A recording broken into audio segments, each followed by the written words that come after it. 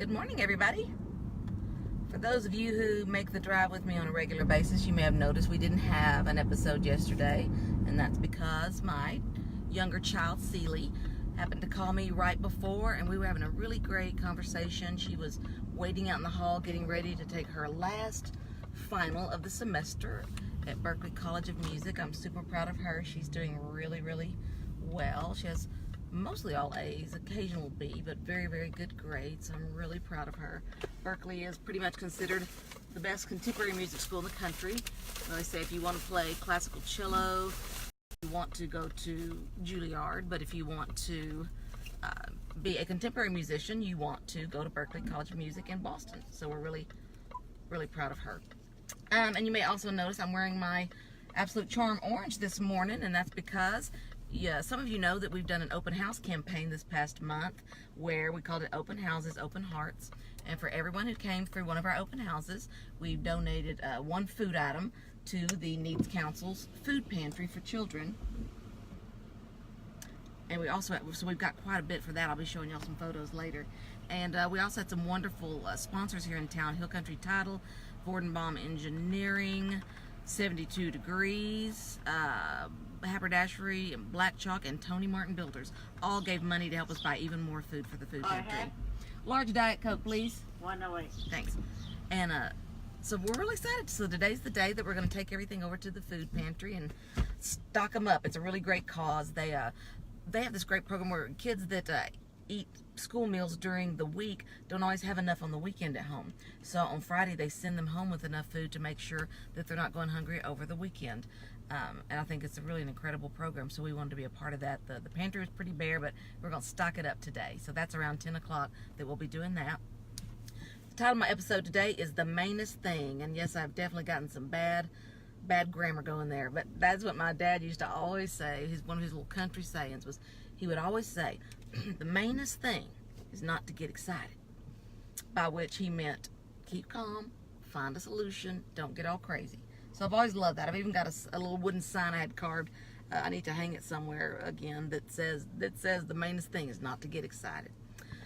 So I started thinking, when are some various times when this has played through? Well, you've already heard my story. Some of you, my favorite story that I recorded about when my mom was held at hatchet point by that crazy robber, and she definitely did not get excited when she told him, I've got insurance, get what you want, and get out of my house. So luckily for her, as she says, he wasn't a killer, and that all worked out, and he got out of her house.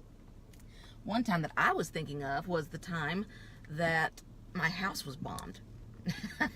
Now you might say, you got to be kidding me. There's no way your house is bombed. You're making this up for effect, but I'm actually not. My house was bombed. Okay, so I was back in Amarillo, 1994. Yeah, 1994.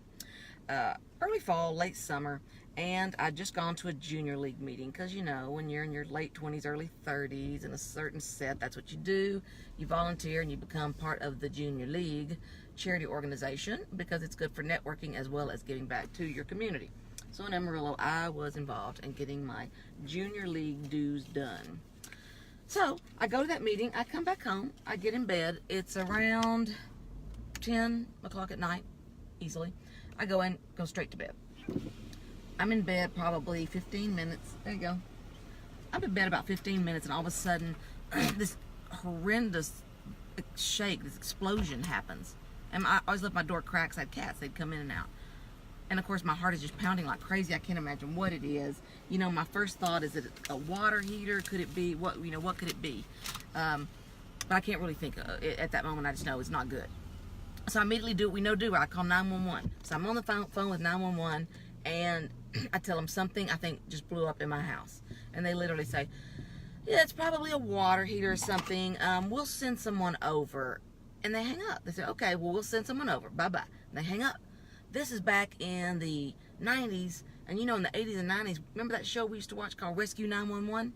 And they'd always tell you, no matter what, don't hang up the phone, right? Don't hang up the phone. So I'm on the phone, and they're going, okay, bye-bye.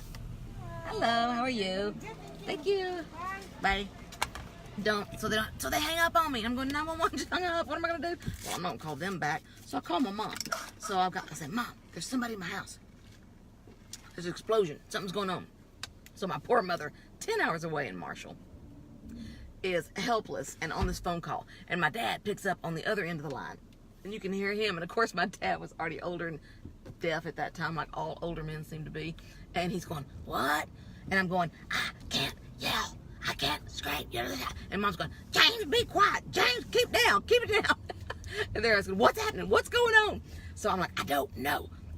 But at this time, being a good Texas girl, you know, I had a gun in my bedside table. So I opened up and I got my gun out. And the reason, I've heard this huge explosion, but the reason I think there's someone in the house is I'm hearing crunch, crunch, crunch, crunch. I keep hearing this noise. So my heart is just beating out of my chest. I later realized it's because the glass has shattered in the windows across the front of my house, and the glass is continuing to fall. So panes are falling in and shattering. So I think there's someone there. So I keep my mom and dad on the line since Rescue 911 hung up on me. And I'm sitting there talking to them. I'm saying, I hear him walking around in there. And she said, oh, you know, of course they're terrified. And I'll never forget, you know, you don't know what you'll do till you're in that situation.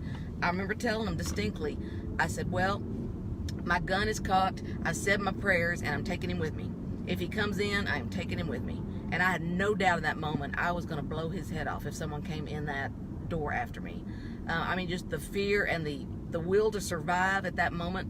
And a side note, later on, it was a little bitty gun. I forget what they're called. I'm not real knowledgeable. I knew how to shoot it. I've been to the practice range and all that. But my dad later, he got me a better gun, a revolver, because he goes, that little old gun was just going to make him mad.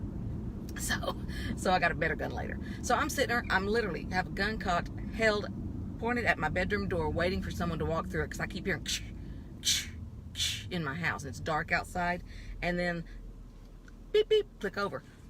Hello, call waiting. It's 911. They're going, so they call me back.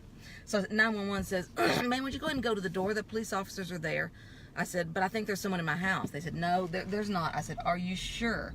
And they said, yeah, we're sure. He's been through all with the flashlight, looked in all your windows. You're good. Go to the door. So I go and I let him in. And I stand there. My first thought is it's raining because it's pouring. But it's not raining. What's happened is a water line is broken and is shooting up, hitting the soffit, and going back down.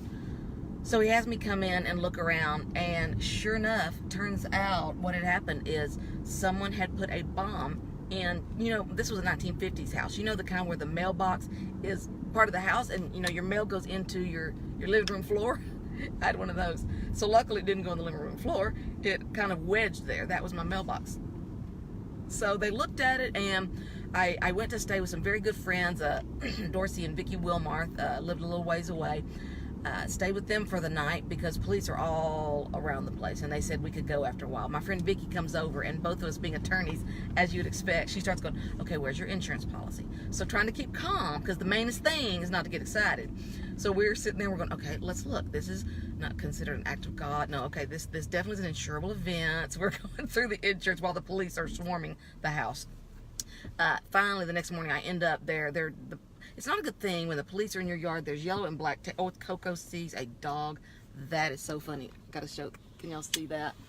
Maybe you can kind of see the dog. That's so funny because look at her. She is having none of it.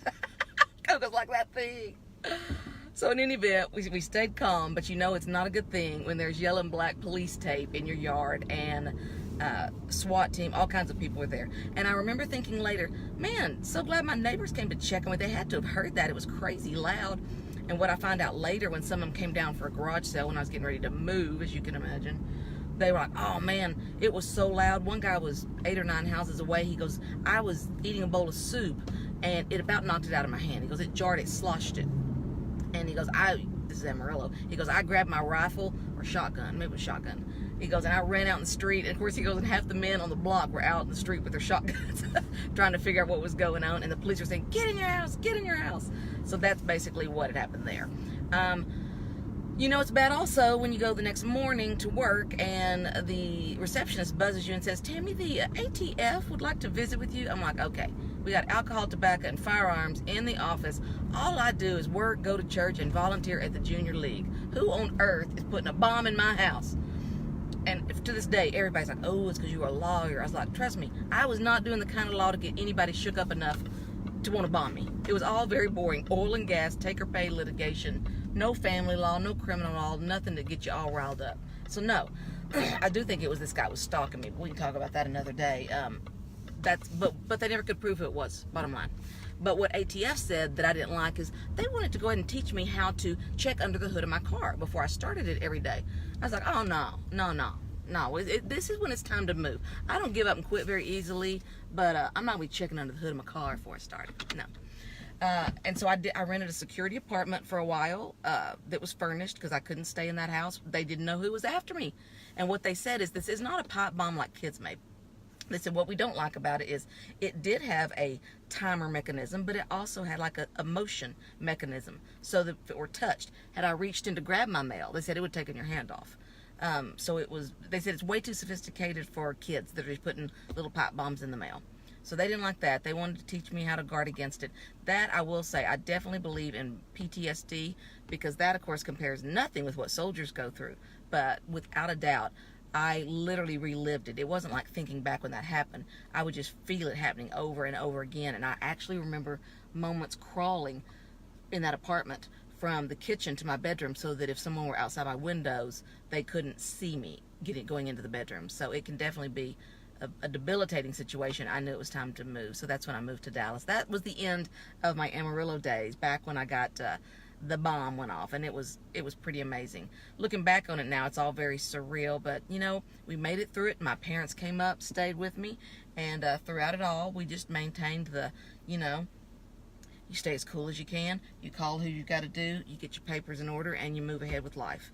And in the long run, luckily for me, that story worked out well, but it was funny when I had to go apply for new jobs, and they wanted to know why I was moving to Dallas, and I told them my house got bombed. And I remember Chuck Noteboom, where I ended up working, saying, okay, that's a great story and everything, but go ahead and tell me why you're really leaving. Because it sounded like such a made-up story. I was like, no, that's really the story. Call my bosses. They'll tell you why I'm leaving. So that's my crazy story of today. And at least my motivation for you is, no matter what happens, the mainest thing, guys, not to get excited. We'll talk later. Bye.